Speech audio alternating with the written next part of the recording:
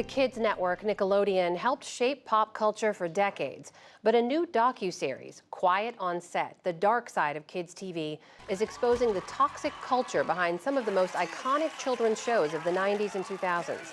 As young viewers flock to the channel for beloved programs like The Amanda Show and All That, sexual abuse and harassment were rampant behind the scenes. Here's a quick look.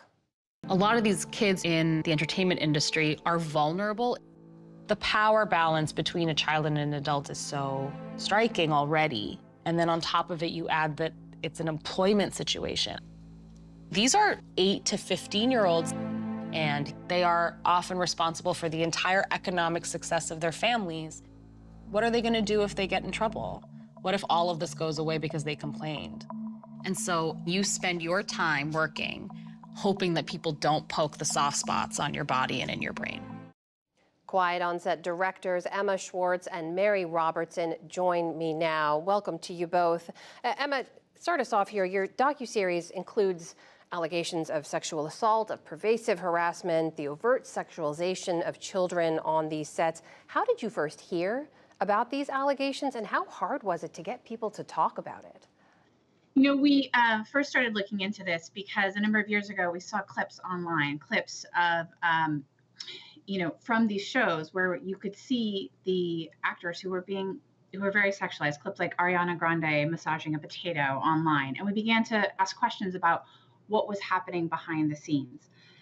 Fast forward, there was Jeanette McCurdy came out with a memoir about her experience growing up on these sets. Kate Taylor at Business Insider wrote an article beginning to sort of delve deeper into what was happening behind the scenes, and we decided to dive even further. It was very difficult to get people to speak, but we reached out to many, many people, and I think those that participated felt that they had been holding a lot of secrets, a lot of trauma, a lot of darkness, and that by sharing their experience, that hopefully others would not have to walk down the same path as they had.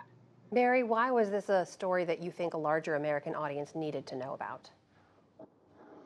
When we were first looking at those clips that Emma references, in which you see young teens in situations that are arguably sexual in nature, arguably evocative of pornography, we also saw questions swirling on social media platforms from many adults who were once, children watching these shows. And these now adults said, how could it be that this material was made? Was I watching a lot of content that was in fact sexualized, but because I was a kid, the jokes went over my head and I didn't know it? And if this arguably sexual content had been created on these sets, who said yes to the creation of this material? Who said no to the creation of this material? And if this material exists, what might it suggest about what inappropriate to illegal behavior was happening behind the scenes? Those feel like meaningful questions to us because they pertain to working conditions for children, and we all have a responsibility to protect minors, and because the content that was created on these sets was ultimately consumed by generations of children, impressionable young minds, and it shaped their sense of normal and their understanding of what is appropriate behavior. Emma, the man who created many of these shows is someone named Dan Schneider. The New York Times once called him the Norman Lear of children's television, and you document a number of instances in which he really sexualized shows and themes in the show. He since your docuseries came out, posted an apology of sorts. He's saying that he watched the series, he said it was difficult to watch, he regrets his behavior, he owes people an apology. What do you make of his response? In the process of putting together our documentary, we reached out to Dan to ask if he would participate and sit down for an interview. He declined to participate on camera, so we sent him, a series of questions and incorporated those written responses into the documentary. As you'll see in the episode 5 that came out on Sunday, a number of the participants felt that Dan's response video was insincere and raised questions about, why it happened just now, after many people had raised questions for a long period of time. There's also, Mary, the story of this former dialogue coach at Nickelodeon named Brian Peck. He was convicted of sexually abusing a minor in 2004, and we learned through your work that that was actually child star Drake Bell, who comes forward. We also learned there's a number of powerful Hollywood figures who came forward on behalf of Mr. Peck, offering letters of character support for him. What should we make of that?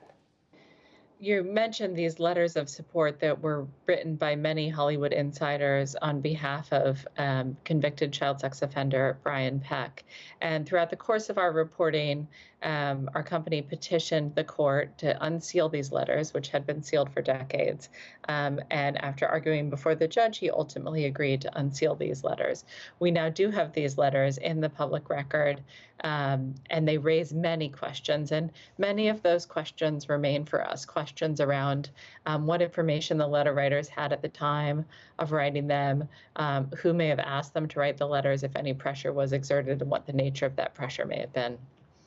Emma, there's also the bigger question here of the idea that these men weren't working in a vacuum, right? And you wonder, for a system that is built around children, for children, how is this kind of abuse and assault of children allowed to continue? There's a lot of layers to the abuses that people experience. Some of it, and not everyone saw all of the different kinds of abuses, right? So you have the adult women that we hear from, Jenny and Christy, who endured a lot of what they say is sexual harassment and other forms of abuse inside the writer's room. But if you were a child on set, you might not have seen or even known what was happening behind those closed doors.